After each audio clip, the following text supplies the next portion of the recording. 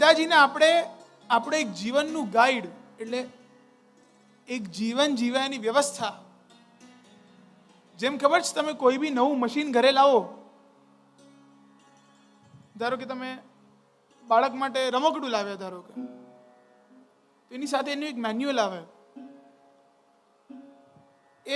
એ પુસ્તક આવે, જે પુસ્તકમાં તમે વાંચીને કે આ કરવું જોઈએ, હવે આ પેલો ભાગ લો, બીજા ભાગથી મેળવો, એટલે આખું તમારું રમકડું બની જશે. તો એ ગીતાજી એ આપણા જીવનનું એ મેન્યુઅલ છે. ક્યાંય બી આપણે અટકાઈએ તો સૌથી અક્ષીર એનો ઈલાજ આપણને ગીતાજીમાંથી મળી જાય છે. જો વિષ્ણુ પુષ્ટિ માર્ગમાં એવી 3 વસ્તુ છે કે જેનાથી આપણને તરત જ ઉત્તર મળી જાય.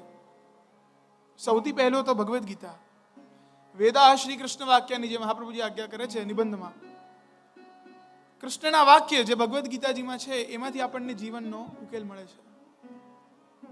બીજું, જે આપણા વૈષ્ણવોની ગીતા છે એટલે 16 ગ્રંથ, મહાપ્રભુજીના 16 ગ્રંથ.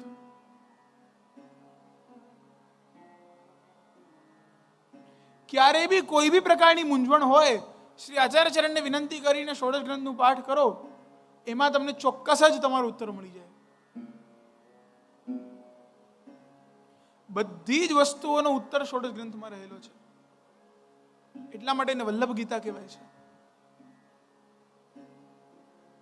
આપણને એવું થાય કે ક્યાં આપણે આ સંસાર ચક્રમાં ફસાયા છે, આટલી બધી દુનિયા ચાલી રહી છે, બધી દુનિયા ખરાબ છે, આજકાલ બધું સંસાર ખરાબ ચાલી રહ્યું છે, બહાર દુનિયા ખોટી છે.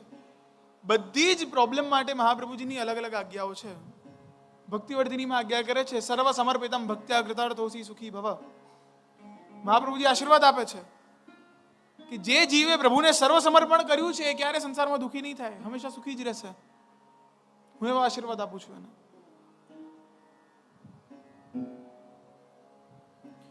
ક્યારે આપણને થાય કે અમારી જોડે જ કેમ આવું ખરાબ થાય છે, તો ત્યારે એક વસ્તુ સમજી લેવાની, વિવેકસ્તુ હરિ સર્વમ નિજેચ્છાતઃ કરિષ્યતિ. વિવેક દેરાશ્રયમાં કે જે બી પ્રભુ કરે છે એ બધું આપણા સારા માટે કરે છે ને પ્રભુની ઈચ્છાથી જ કરે છે. બધી જ વસ્તુનો ઉકેલ 16 ગ્રંથમાં મળી જાય. અને ત્રીજો ગ્રંથ શિક્ષાપત્ર.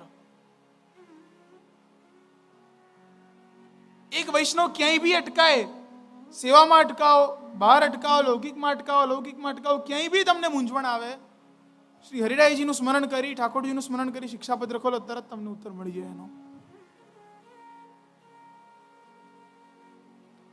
એટલું સામર્થ્ય આ 3 ગ્રંથમાં રહેલું છે, 3 વસ્તુમાં રહેલું છે. એટલા માટે ગીતાજી બી આપણા જીવનનું એક ગાઈડ એટલે મેન્યુઅલ છે કે આપણે ક્યાંય બી અટકાઈએ તો ગીતાજી હાથમાં લઈ પ્રભુની વિનંતી કરીએ કે હે પ્રભુ, જેમ અર્જુન કહે છે શિષ્યસ્તેહમ શાદી મામ તમ પ્રપન્નમ, હે કૃષ્ણ હું આપનો શિષ્ય છું, યત શ્રેયસ્યાન નિશ્ચિતં બ્રૂહિ તન્મે, કે જેમાં મારું શ્રેય થાય કૃપા કરીને આજ્ઞા કરો, મારી પર કૃપા કરો. અને પ્રભુ આજ્ઞા કરે છે તો એમ આપણે બી પ્રભુને વિનંતી કરીએ કે પ્રભુ મારી જે બી આ મૂંઝવણ છે, હું ઉપર નથી આવી શકતો, ઊંચો નથી આવી શકતો, આપ કૃપા કરીને દૂર કરો. તો ચોક્કસ જ ભગવદ્ ગીતા એવી વસ્તુ છે, એવો ગ્રંથ છે કે જેનાથી તમારી મૂંઝવણ દૂર થઈ શકે છે. કેમ કે ગીતાજીમાં એટલી બધી આજ્ઞાઓ છે ને, એક સમજુ માણસ હોય ને એ તરત સમજી જાય, એક આજ્ઞામાં સમજીને આખું જીવન નીકળી જાય એનું. હિન્દીમાં કહેવત છે ને કે સમજદારો કો ઈશારા કાફી હૈ.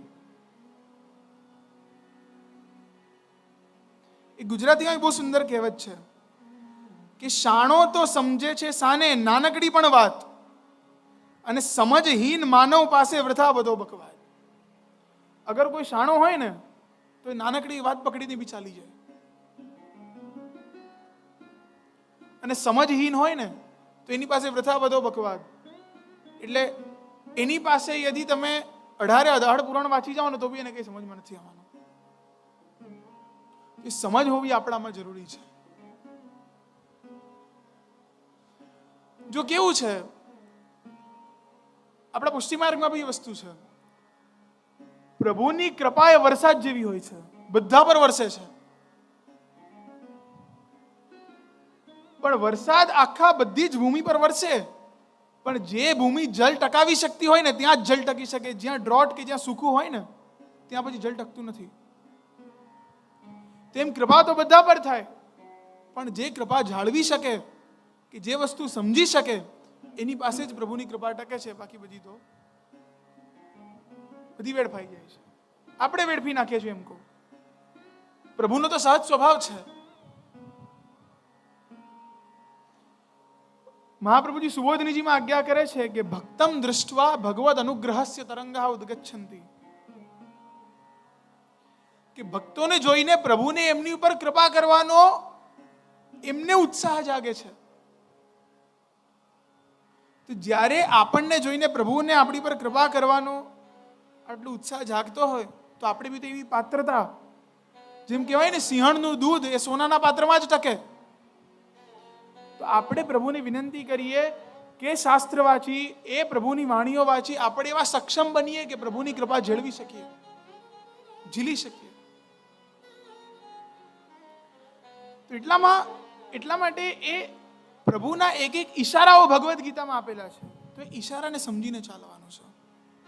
ઘણા બધા સંકેતો આપ્યો છે. અલગ અલગ પ્રકારના, અલગ અલગ જીવનમાં જે બી થઈ રહ્યું છે બધાની જ કડી આપણી ભગવદ્ ગીતા જોડે જોડાય છે.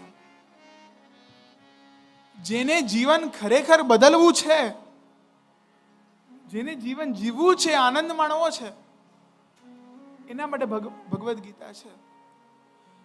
બાકી કોઈની પર પ્રભાવ પાડવો છે કે પછી હોશિયારી દેખાડવી છે કે હું કંઈક છું એવું બતાડવું છે, એની માટે ભગવદ્ ગીતા નથી. એને તો આપણે જ હાથ જોડી દેવા જોઈએ કે તું ભાઈ, તું જ સૌથી વધારે હોશિયાર છે, બીજું કોઈ નથી.